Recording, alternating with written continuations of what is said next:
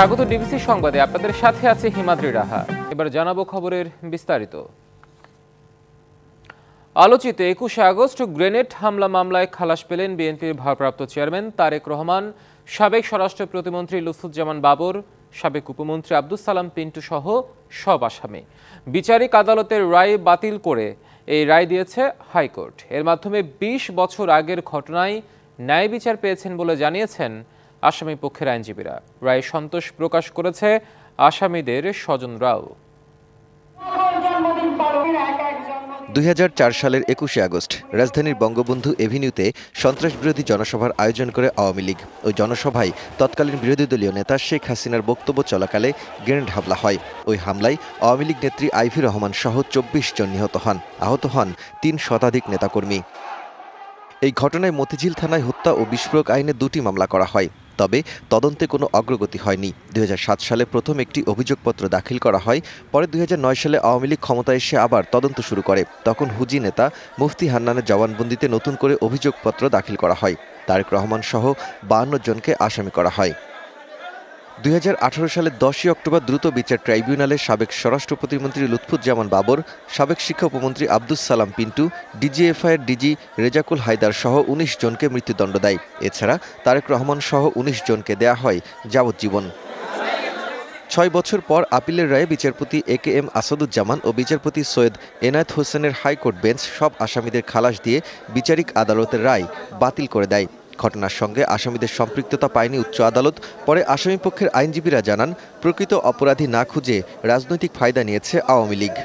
Direct কোনো evidence না থাকলে কাউকে মৃত্যুদণ্ড দেওয়া যায় না, আজীবন সাজাও দেওয়া যায় না। সেই সমস্ত দিক বিচার বিশ্লেষণ করে আদালত মনে করেছে যে এই মামলায় যারা আপিল করেছে এবং যারা আপিল করতে পারে নাই প্রত্যেককেই খালাস দেওয়া প্রয়োজন। এই কনফেশনাল স্টেটমেন্ট প্রথম এবং দ্বিতীয় যেটা, এই দুটাই মুফতি হান্নান তার জীবদ্দশায় উনি এটাকে রিট্রাক্ট করে গেছেন।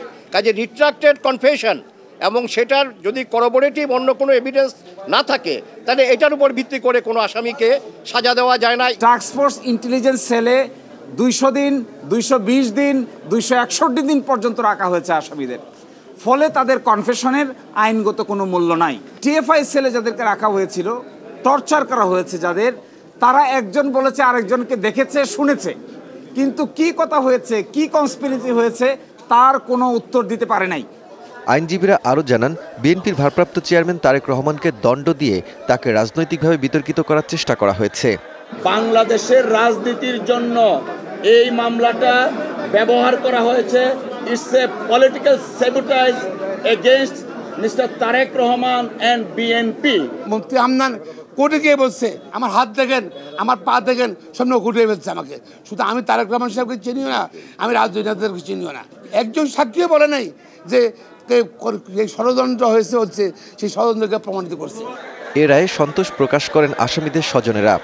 রায়ের মাধ্যমে প্রমাণিত হয়েছে যে মামলাটি সম্পূর্ণ মিথ্যা ছিল, ভিত্তিহীন ছিল। আমি জন্মের পর থেকে আমার বাসায় কখনো আমার আব্বুকে দেখিনি।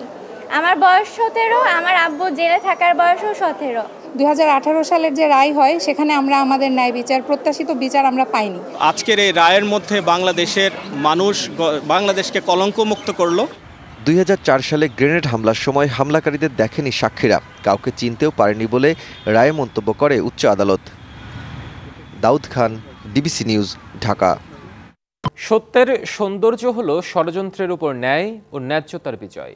21শে আগস্ট গ্রেনেড হামলা মামলার হাইকোর্টের রায়ের পর ফেসবুক স্ট্যাটাসে এভাবে প্রতিক্রিয়া জানান বিএনপির ভারপ্রাপ্ত চেয়ারম্যান তারেক রহমান। রাজনৈতিক মতভেদের কারণে কারো জীবন বা পরিবার ধ্বংস হবে না বলেও আশ্বস্ত করেন তিনি। তারেক রহমান আরও বলেন, আইনের শাসন, মানবাধিকার এবং মত প্রকাশের স্বাধীনতা প্রতিষ্ঠা করা এখন সময়ের দাবি। নাগরিক অধিকার ও স্বাধীনতা রক্ষা এবং একটি অন্তর্ভুক্তিমূলক সহনশীল সমাজ গড়ে তোলার উপর জোর দেন বিএনপির ভারপ্রাপ্ত চেয়ারম্যান।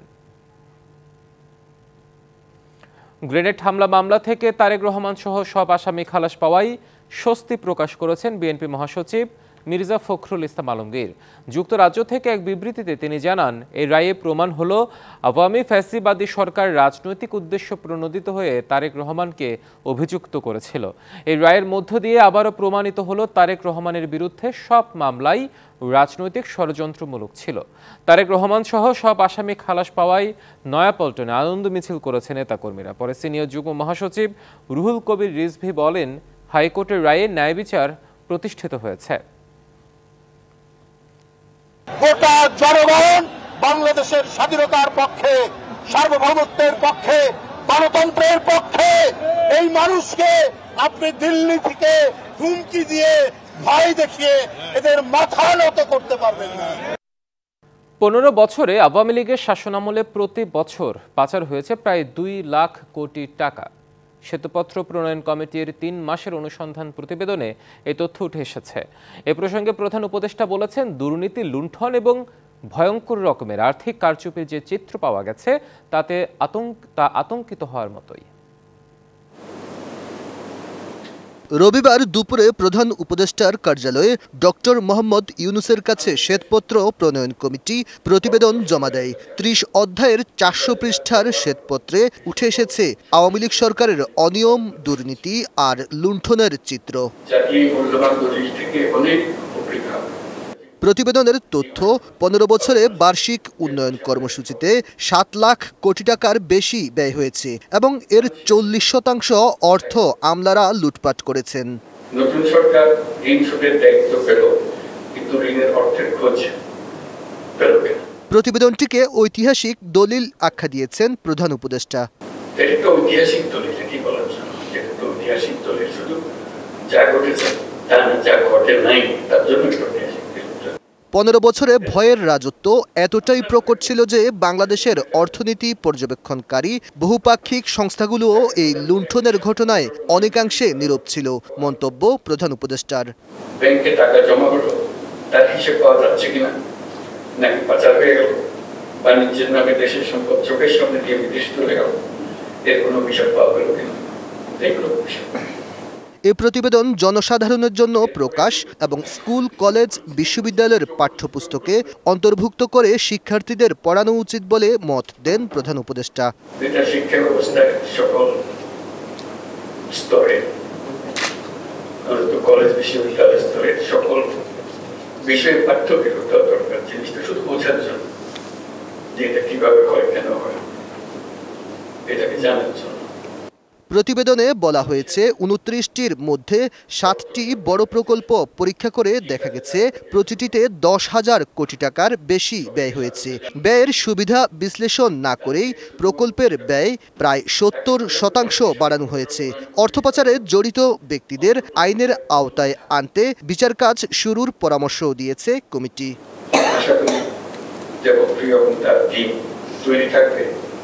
মানুষের প্রশ্নের জবাবের জন্য। Aditya Rafat, DBC news, Dhaka. যে কোনো মূল্যে আওয়ামী লীগের আমলে পাচারের টাকা ফেরত আনতে কাজ করছে সরকার। 10 ডিসেম্বর থেকে এফবিআই সহ আন্তর্জাতিক বিভিন্ন সংস্থার সঙ্গে বৈঠক করবে অন্তর্বর্তী সরকার। ফরেন সার্ভিস একাডেমিতে ব্রিফিংয়ে কথা জানিয়েছেন প্রধান উপদেষ্টা প্রেস সচিব শফিকুল আলম। তিনি বলেন, উন্নয়নের গল্পের পোস্ট মর্টেম করে বেরিয়ে এসেছে ভয়াবহ চিত্র। তিনি বলেন, কয়েকজন ব্যবসায়ীও তাদের দোসরদের মাধ্যমে এসব লুটপাট হয়েছে। আওয়ামী লীগের টাকা লুটপাটের ঘটনা সমাজের অনেকে জানার পরও নিশ্চুপ ছিলেন। গত 15 বছরে যা হয়েছে তার বিচার করা সরকারের অগ্রাধিকার বলেও জানান প্রেস সচিব। বলেন, যারা পুরো দেশকে লণ্ডভণ্ড অবস্থায় রেখে গেছে তাদের বিচার বাংলার মাটিতেই হবে। টাকা নিয়ে চলে গেল, হ্যাঁ, এটার জন্য একটা পুরো ইনফ্রাস্ট্রাকচার, কিন্তু এটা আনাটা অনেক সেক্ষেত্রে অনেক লিগাল সাইডটা দেখতে হয়, টাকাটাকে ট্রেস করতে হয় কোথায় যে এটা চলে গেছে। স্পেশালাইজড গ্লোবাল ইনস্টিটিউশন আছে, পরামর্শ দিচ্ছে যে কিভাবে এই টাকাগুলো ফেরত আনা যায়। স্বৈরাচার তার জাস্ট 6 মাস আগেও, কয়েক মাস আগেও তারা 60,000 কোটি টাকা প্রিন্ট করেছিল। হ্যাঁ, তো আমি আমাদের সেন্ট্রাল ব্যাংকের গভর্নর আমাকে বলেছেন, ওই পুরো 60,000 কোটি টাকার প্রিন্টিং এর মূল উদ্দেশ্য ছিল এস আলমকে টাকা পাচারে হেল্প করা। বাংলাদেশের ক্ষমতাচ্যুত প্রধানমন্ত্রী শেখ হাসিনার ঘনিষ্ঠ সাবেক মন্ত্রীসহ রাজনৈতিক ও ব্যবসায়ীদের বিপুল সম্পত্তির সন্ধান পাওয়া গেছে যুক্তরাজ্যে। এক প্রতিবেদনে এ তথ্য জানায় ব্রিটিশ গণমাধ্যম গার্ডিয়ান। বলা হয়েছে, যুক্তরাজ্যের আবাসন খাতে তাদের বিনিয়োগ করা সম্পত্তি ৬,০০০ কোটি টাকারও বেশি। পাচার করা অর্থ দিয়ে এসব সম্পত্তি কেনা হয়েছে। অবজারভার ও ট্রান্সপারেন্সি ইন্টারন্যাশনালের অনুসন্ধানে বলা হয়, যুক্তরাজ্যে শেখ হাসিনার ঘনিষ্ঠদের নামে প্রায় ৩৫০টি সম্পত্তির সন্ধান পাওয়া গেছে। এর মধ্যে ফ্ল্যাট থেকে শুরু করে সুবিশাল অট্টালিকা রয়েছে। অনুসন্ধানে দেখা গেছে, অফশোর কোম্পানির মাধ্যমে কেনা ওই সম্পত্তির অনেকগুলোর মালিকানাই সাবেক প্রধানমন্ত্রীর বেসরকারি শিল্প ও বিনিয়োগ বিষয়ক উপদেষ্টা সালমান এফ রহমান ও বসুন্ধরা গ্রুপের পরিবারের সদস্যরা। এছাড়া সাবেক ভূমিমন্ত্রী সাইফুজ্জামান চৌধুরী, নাসা গ্রুপের চেয়ারম্যান নজরুল ইসলাম মজুমদার ও তাদের পরিবারের সদস্যদেরও বহু সম্পত্তির মালিকানা রয়েছে।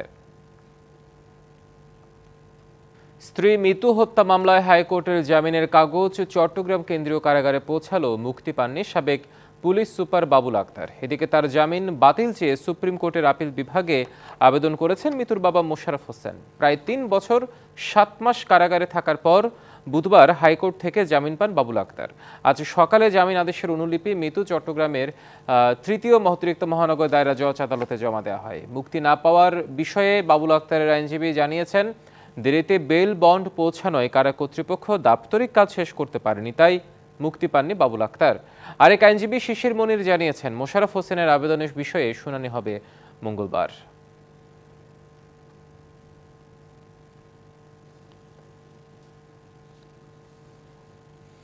কুইক রেন্টাল আইন বাতিলের ফলে বিদ্যুতের দাম কমানোর সুযোগ তৈরি হয়েছে বলে মনে করেন বিশ্লেষকরা। এজন্য ক্যাপাসিটি চার্জ এবং অপ্রয়োজনীয় ভর্তুকি কমাতে হবে। পুরনো আইন আধুনিকায়নের কথা বলেছেন তারা।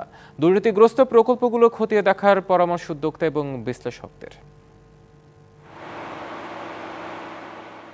নিরবচ্ছিন্ন বিদ্যুৎ সরবরাহের প্রতিশ্রুতি দিয়ে ২০১০ সালে বিদ্যুৎ ও জ্বালানি দ্রুত সরবরাহ বৃদ্ধি আইন করে আওয়ামী লীগ সরকার।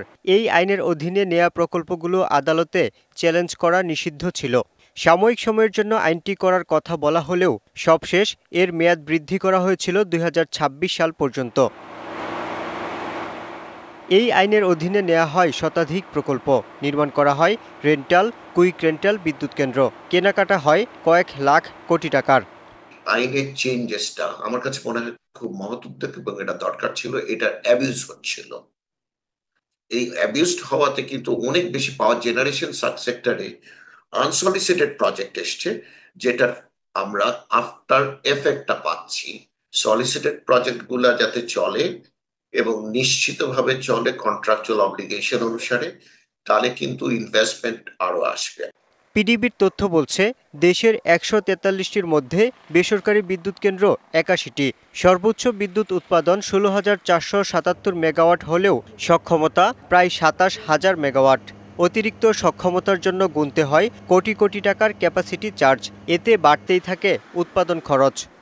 বাড়তি মূল্যে এমনকি পরিচিত এবং বিভিন্নভাবে সরকারগুলোর সঙ্গে সম্পর্কিত বিভিন্ন গ্রুপকে বিভিন্নভাবে কন্ট্রাক্ট দেওয়া হয়েছে, যেটা প্রতিযোগিতামূলক মূল্যে কিনলে সরকারের জন্য অনেক ব্যয় সাশ্রয়ী হতো এবং সরকারের জন্য অনেক রাজস্ব ব্যয় কম হতো।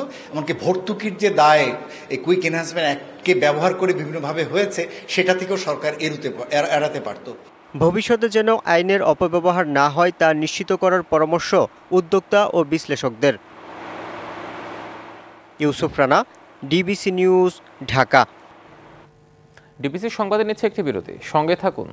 দ্রুত বিচার, নারী শিশু অবহেলা ও হয়রানি রোধ, পুলিশের পক্ষ থেকে সঠিক সহায়তা নিশ্চিত করা সহ বিচার বিভাগকে স্বাধীন করার পরামর্শ দিয়েছেন সমাজের বিভিন্ন স্তরের নাগরিক।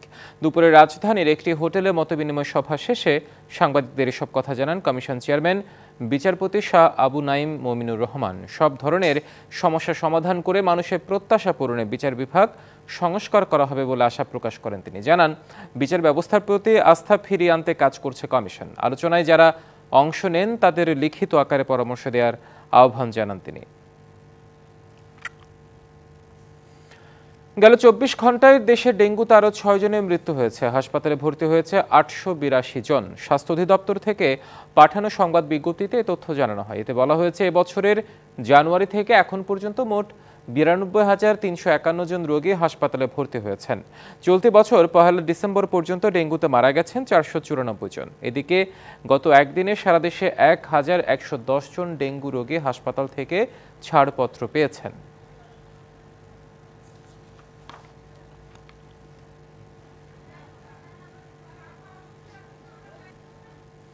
খেলার মাঠে হৃদরোগে আক্রান্ত হয়ে মারা গেছেন রাজশাহী বিশ্ববিদ্যালয়ের আইন ও ভূমি প্রশাসন বিভাগের শিক্ষার্থী সিয়াম আহমেদ।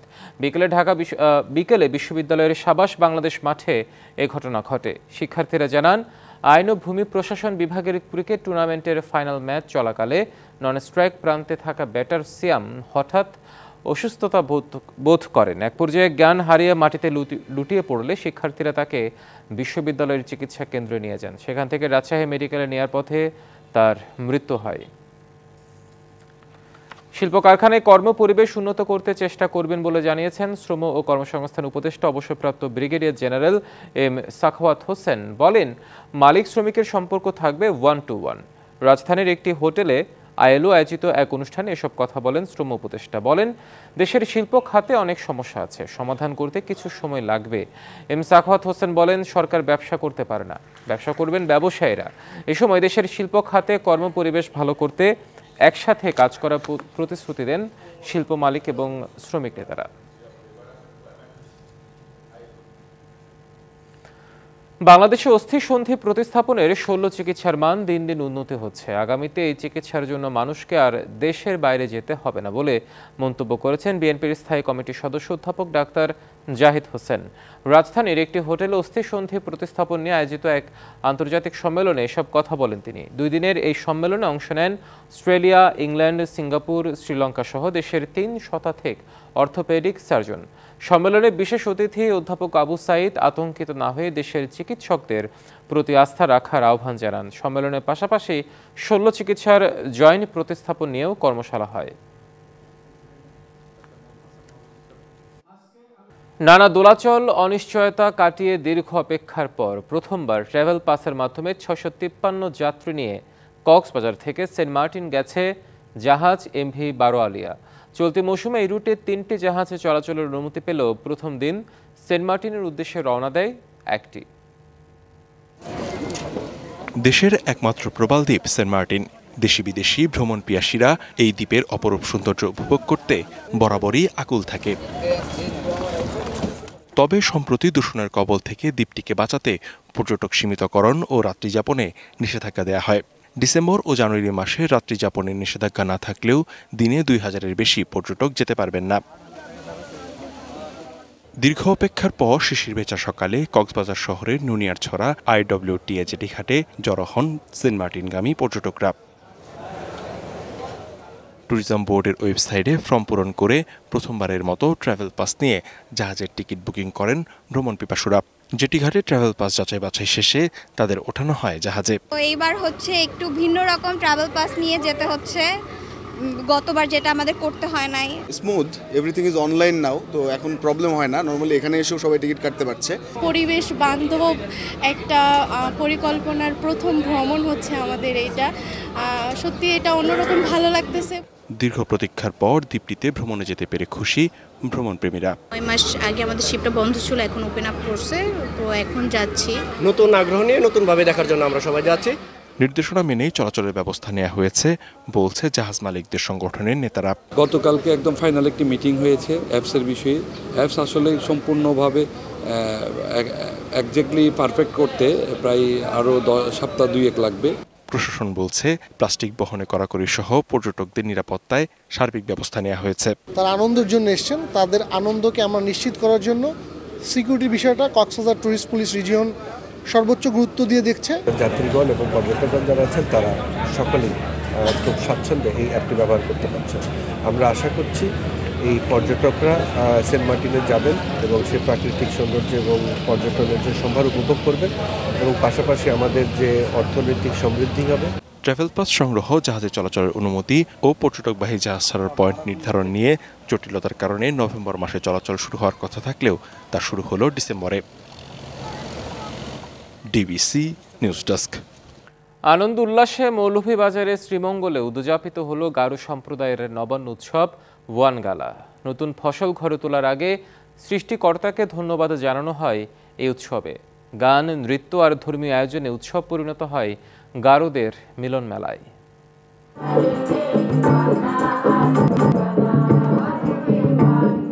গারোদের ঐতিহ্যবাহী গান ওয়ানগালা ওয়ানগালা, সেই সুরের মূর্ছনায় নৃত্য পরিবেশন।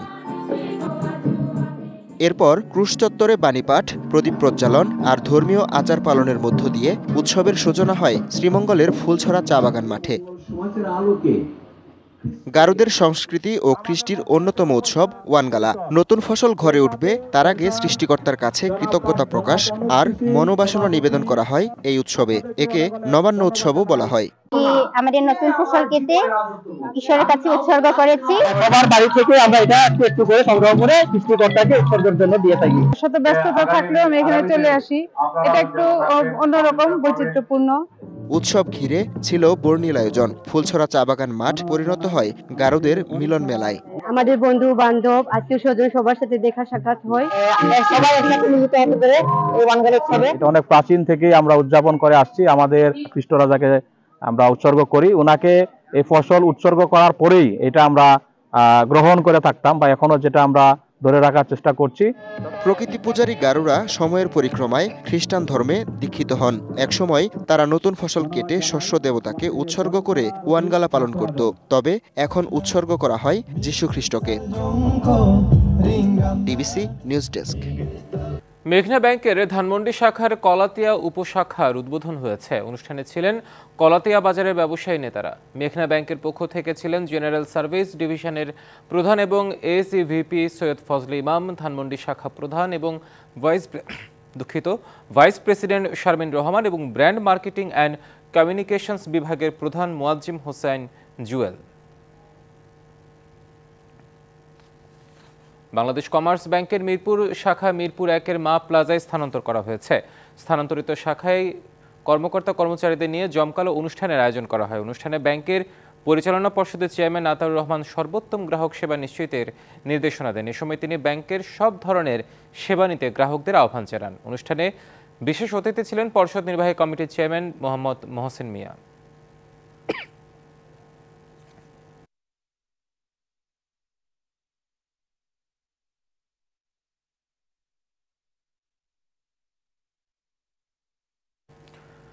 রাজধানীতে মার্কুইস পাম্পস ও স্যানিটারি ওয়্যারের ডিলারদের নিয়ে ডিলার মিট হয়েছে।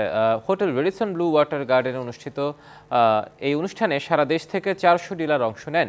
অনুষ্ঠানে এমিএল গ্রুপের কিচেন ও বাথ ওয়্যারের নতুন ব্র্যান্ড ডরফেন এর উদ্বোধন ঘোষণা করা হয়। মার্কুইস পাম্পস ও স্যানিটারি ওয়্যার ডরফেন ব্র্যান্ডের geyser, kitchen hood, gas burner, metal basin ও কিচেন সিঙ্কের প্রদর্শনীর আয়োজন করা হয়। অনুষ্ঠানে প্রধান অতিথি ছিলেন এমিএল গ্রুপের chairman engineer জাওয়াহিরুল Gani, Marquis hi tech কোম্পানির ভাইস প্রেসিডেন্ট নি গোমিং, টিমস সহ অনেকে।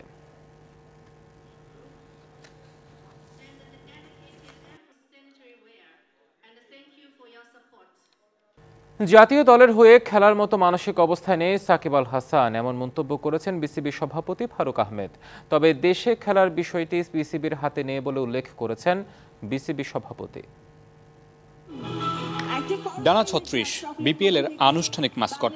আনুষ্ঠানিকভাবে এই মাস্কট অনুষ্ঠানে উপস্থিত ছিলেন যুব ক্রীড়া উপদেষ্টা আসিফ মাহমুদ সজীব ভুঁইয়া, তামিম ইকবাল, মুশফিকুর রহিম, নাজমুল শান্ত সহ অনেকে। আমরা মঞ্চে আমন্ত্রণ জানাবো আমাদের জাকজমক আয়োজনের মধ্য দিয়ে বিপিএল এর মাস্কট উন্মোচন করা হয় তারুণ্যের উৎসব 2025 অনুষ্ঠানে। বিপিএল এর মাঠের বাইরের আয়োজনের পাশাপাশি মাঠের খেলা ভালো হবে বলে আশাবাদ ব্যক্ত করেছেন বিসিবি সভাপতি।